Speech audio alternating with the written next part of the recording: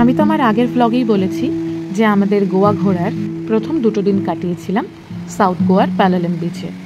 বর তার পূর্ববর্তী অভিজ্ঞতা থেকে হাজারবার আমাকে বলেছিল তৃতীয় দিন এক্সট্রিম সাউথের কোনো বিচে থাকতে বা নর্থের দিকে চলে যেত, কিন্তু আমার মনে হয়েছিল সাউথ গোয়ারই কোলভা বিচে এক রাত থাকলে বেশ হয়, কারণ আমি সবসময়ই গোয়ার নাম উঠলেই কোলভা বিচের নাম শুনেছি। যাই হোক, এই প্যালালেম বিচ থেকে বেরোতেই মোটামুটি সকাল 10টা সাড়ে 10টা হয়ে গিয়েছিল। সেখান থেকে সবার প্রথমে গিয়েছিলাম বাটারফ্লাই বিচে। বাটারফ্লাই বিচে যাওয়ার রাস্তাটা তো আপনারা দেখেইছিলেন, কি মারাত্মক অবস্থা। সে রাস্তা দিয়ে বাটারফ্লাই বিচে পৌঁছতেই অনেকটা সময় লেগে গেল, তবে বিচটা অসাধারণ সুন্দর ছিল। সেখান থেকে খুব তাড়াতাড়ি চলে আসতে মন চাইছিল না, তাই সেখানে কিছুক্ষণ আমরা ছিলাম। সেখান থেকে গিয়েছিলাম আমরা কোলা বিচে।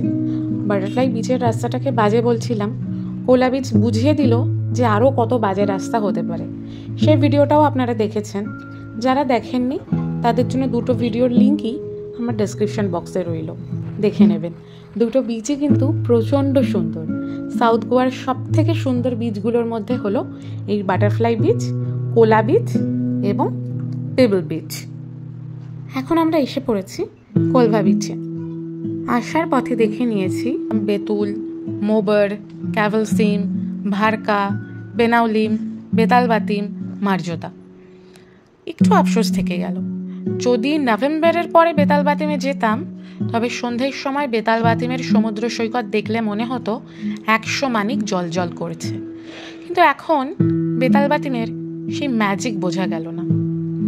যাই হোক, বছর 10 আগে কোলভার একদম সমুদ্র সৈকতের ধারে কোলভা রেসিডেন্সি নামে এক জায়গায় ছিল। স্মৃতিচারণা করতে এবারেও সেখানেই থাকার ব্যবস্থা করা হলো।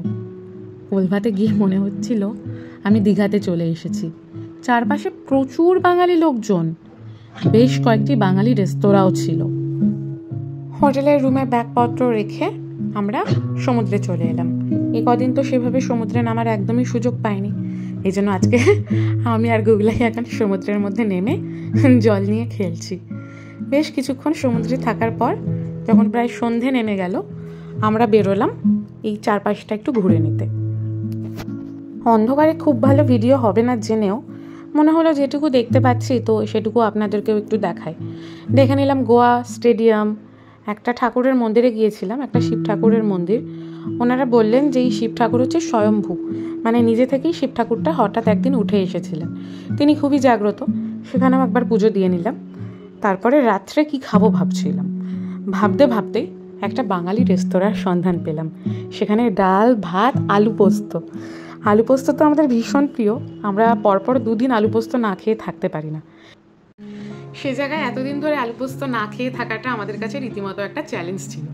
যদিও এতদিন বলাটা ঠিক নয়, কারণ যেদিনকে রাত্রে ট্রেন ছিল সেদিন বাড়ি থেকে বেরোনোর সময় কিন্তু আলু পোস্ত খেয়েই গিয়েছিল। তারপরে অজন্তা ইলোরা 4টে দিন আলু পোস্ত পাইনি। বম্বেতে পৌঁছেছিলাম। বম্বেতে আমার হাজব্যান্ডের বন্ধু যে সৌমেন দা, সে আলু পোস্ত বানিয়েই রেখেছিল, নিজের হাতে সে আলু পোস্ত বানিয়েছিল আমাদের জন্য। বম্বেতে আমরা যে কদিন ছিলাম ওই আলু পোস্ত, ইলিশ মাছের ঝাল মানে ভাপা ইলিশ, এই সমস্ত খেয়েছিলাম। বম্বে থেকে আমরা চলে গিয়েছিলাম বাদামি আর হাম্পিতে। উত্তর কর্ণাটকে আলু পোস্ত পাওয়ার কোনো প্রশ্নই নেই, সেজন্য আলু পোস্ত পাইনি। তারপরে গিয়েছিলাম গোয়াতে। গোয়াতে প্যালালেমে ছিলাম 2 দিন, সেখানেও আলু পোস্ত পাইনি। গোয়াতে পৌঁছানোর 3 দিনের দিন মানে কোলভা বিচে আমরা ডাল ভাত আলু পোস্ত খেয়েছিলাম। সে আমাদের কি আনন্দ! আগে আমি কিন্তু আলু পোস্তর এরকম পোকা ছিলাম না। বর্ধমানে বিয়ে হয়ে আসার পর থেকে আমারও আলু পোস্তের প্রতি একটা মানে প্রবল প্রেম, মানে বলতে পারেন একটা প্রবল প্রেমবোধ তৈরি হয়েছে। যাই হোক, এই প্রবণতাটা ঠিক নয়। ঘুরতে গিয়ে যেমন খাবার পাবো সেরকম খাওয়াটাই উচিত, কিন্তু ওই অনেক রকম খাবার খাওয়ার পর মনে হয় যেন একটু কমফর্ট ফুড খাই, এই আর কি। আজকের মতো ব্লগ এই পর্যন্তই। পরের দিন অনেক গল্প নিয়ে আর একটা নতুন ব্লগ তৈরি করে ফিরবো। গুড নাইট, সবাই ভালো থাকবেন।